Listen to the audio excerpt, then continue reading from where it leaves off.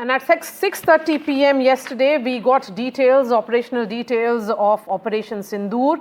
In fact, 3 DGMOs addressed that press conference. Let's listen in to what they said, and then I'll ask Nikunj to analyze it, the significance and the big takeaways.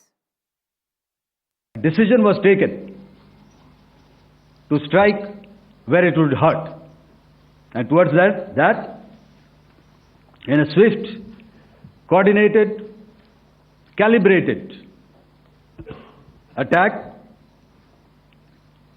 we struck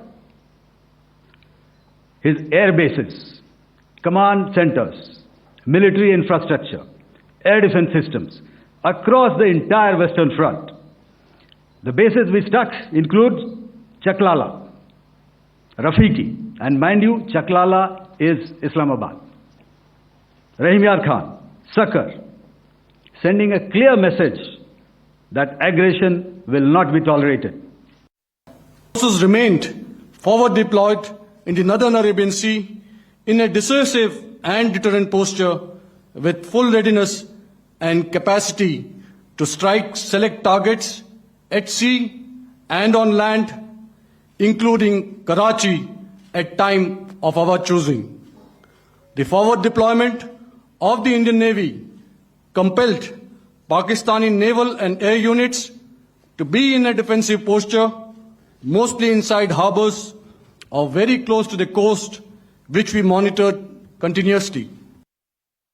I have no doubt in my mind that we achieved total surprise, and those strikes across those 9 terror hubs left more than 100 terrorists killed, including high-value targets such as Yusuf Azhar, Abdul Malik Rauf, and Mudassir Ahmed that were involved in the hijack of IC-814 and the Pulwama blast. There was also a term of reference and our own binding, self-imposed restriction to target only terrorists and thus prevent collateral damage. There were 9 camps that you are now all familiar with, which were confirmed by our various intelligence agencies to be inhabited. Some of these were in POJK, while there were others that were located in the Punjab province in Pakistan. So the tri-service synergy evident in that press conference, and something that they spoke about also elaborately, it is certainly a proof of India's growing joint warfare capability. Nikunj, how should that press conference be read? Of course, extremely professional in nature, complete devoid of any kind of celebratory tone. Well, yes, completely devoid of any kind of chest thumping and celebratory tone. Absolutely correctly put, Maria. My sense is that there was a lot of misinformation warfare that the Pakistanis had unleashed. And my sense is, like the duty-bound armed forces of a nation that is otherwise commanded by a civilian authority, and armed forces act on the directions of that civilian authority, the military planners and the military chiefs decided that their version, or the version that the nation wants to hear as to what happened, should go out in a credible manner, in a credible fashion by the military, active military commanders who actually planned this strike and carried out eventually this strike.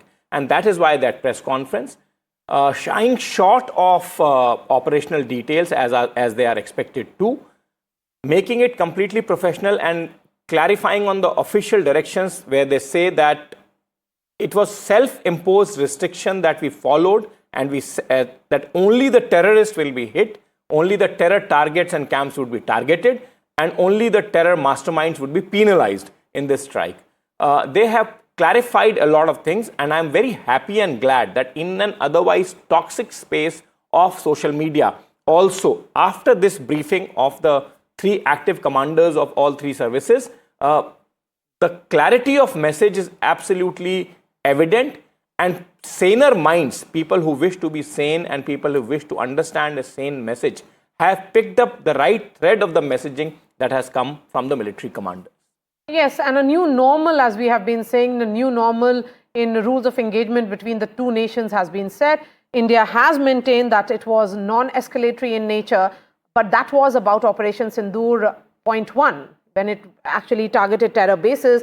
When it was forced, then it went ahead and retaliated and went right inside Pakistan again and targeting military bases and air bases inside Pakistan. We have Aishwarya joining us as well now. Aishwarya, the DGMO talks will happen roughly around 12 noon. That becomes crucial but when we say it's a hotline conversation will happen, what should we be expecting and what is the protocol that's followed?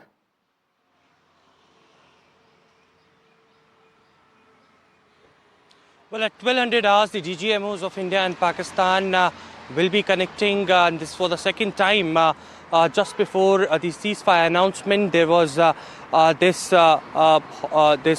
high-level talk between the DGMOs of India and Pakistan, which finally came to a conclusion that there is an bilateral understanding between India and Pakistan that there will be no kinetic action that will be taken as far as the ceasefire along with the line of control and the international border, and that was implemented on ground as well. It is the second time today, as being declared by the Foreign Secretary earlier, that on May 12th and at 1200 hours there will be another level of talks. The yesterday's press conference clearly indicated that the only point of agenda will be that how the further implementation of the decision and the understanding that has been taken would be implemented, and that will be discussed. No other things will be discussed. That's been very clear on the Indian part, and the earlier decisions that were taken by the government of India that will continue to go on. Few things very important that has been said yesterday as well, that it is the Chief of Army Staff who had given full authority to Indian Army that any misadventures of Pakistan will be responded accordingly, and also the role of Indian Navy came into light for the very first time since Operation Sindoor began, and all the evidences, visual evidences that were showcased to the world yesterday by after the press conference that had very categorically cleared the picture that how Indian Army was there to just target the Pakistani terror infrastructures, and they have demolished it with huge success. The last line that the commander stated yesterday in the press conference, that justice is delivered.